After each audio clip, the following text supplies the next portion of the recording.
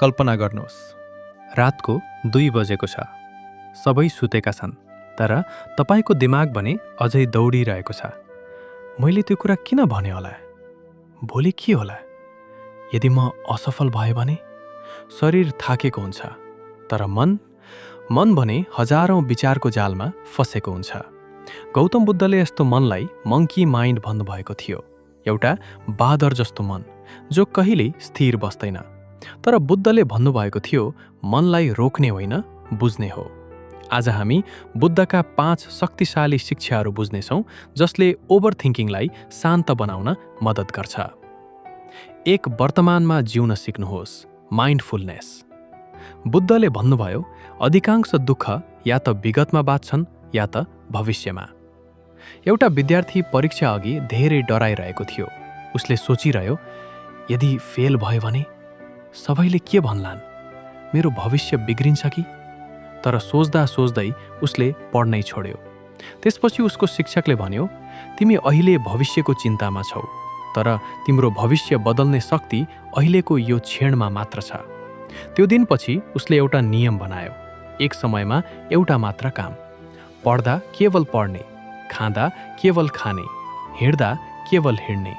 बिस्तारै उसको मन शान्त हुन थाल्यो। ओभरथिङ्किङ तब सुरु हुन्छ जब मन वर्तमान छोडेर भड्किन थाल्दछ। 2 विचारसँग लड्नु हुँदैन। बुद्धले सिकाउनु भएको थियो, विचारहरूलाई रोक्ने प्रयास नगर, किनकि जति रोक्न खोज्छौँ त्यति धेरै विचारहरू आउँछन्। एक युवक ध्यान गर्न बस्यो, तर उसको दिमागमा लगातार नकारात्मक सोच मात्रै आउँथ्यो। उसले रिसाएर भन्यो, किन यस्तो सोच आउँछ? त्यसपछि एउटा भिक्षुले उसलाई भन्नुभयो, आकाशमा बादल आउँछन् र जान्छन्, तिमी आकाश हौ, बादल होइन। यो सुनेपछि त्यो युवकले पहिलो पटक आफ्नो विचारसँग लड्न छोड्यो। ऊ केवल हेर्न थाल्यो। कहिले डर आएको छ, कहिले रिस आएको छ। केही समयपछि ती सबै विचारहरू आफै हराउन थाले। तिमी आफ्नो विचार होइनौ, तिमी त्यो विचारलाई हेर्ने व्यक्ति हौ। 3. कुनै पनि कुरा स्थायी हुँदैन। बुद्धको सबैभन्दा ठूलो शिक्षा थियो, सबै कुरा परिवर्तन हुन्छ। दुःख पनि, डर पनि, ओभरथिङ्किङ पनि। एउटी महिला आफ्नो जीवनको धेरै कठिन समयबाट गुज्रिरहेकी थिइन्। उनी दिनरात रोइरहन्थिन्। एक दिन बुद्धले उनलाई पानीको बहाव देखाउँदै भन्नुभयो, यो पानी कहिल्यै एकै ठाउँमा अडिँदैन। जीवन पनि यस्तै हो। महिलाले बुझिन्, मेरो दुःख पनि स्थायी छैन। त्यसपछि उनले समस्यालाई जीवनको अन्त्य होइन, एक अस्थायी अध्यायको रूपमा हेर्न थालिन्। आजको तनाव भोलिको सम्झना मात्र बन्न सक्छ। 4 सासमा ध्यान दिनुहोस्।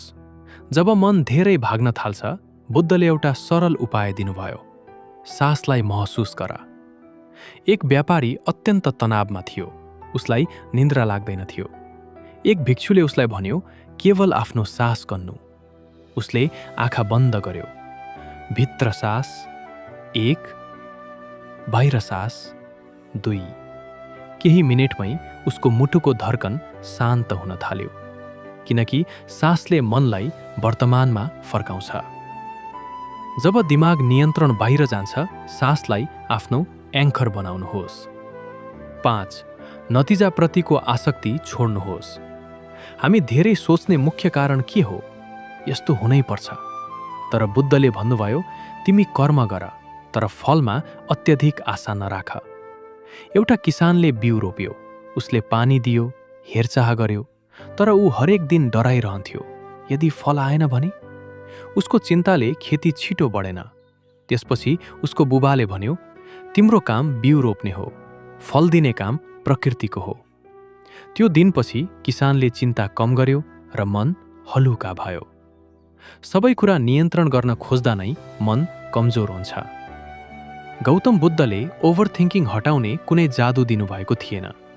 उहाँले आफ्नो मनलाई बुझ्ने बाटो देखाउनु भएको थियो। गौतम बुद्धले सिकाएको ओभरथिङ्किङ रोक्ने 5 उपायहरू। वर्तमानमा बाँच्नुहोस्। विचारलाई केवल हेर्नुहोस्। सबै कुरा अस्थायी छ भन्ने सम्झनुहोस्। सासमा फर्किनुहोस् र नतिजाको अत्यधिक चिन्ता छोड्नुहोस्, किनकि शान्ति बाहिर होइन, तपाईँको आफ्नै मनभित्र छ। यदि यो भिडियोले तपाईको मनलाई अलिकति पनि शान्त बनायो भने यो ज्ञान अरूसँग पनि शेयर गर्नुहोस्। लाइक गर्नुहोस्, कमेन्ट गर्नुहोस्, सब्स्क्राइब गर्नुहोस् का लागि धन्यवाद।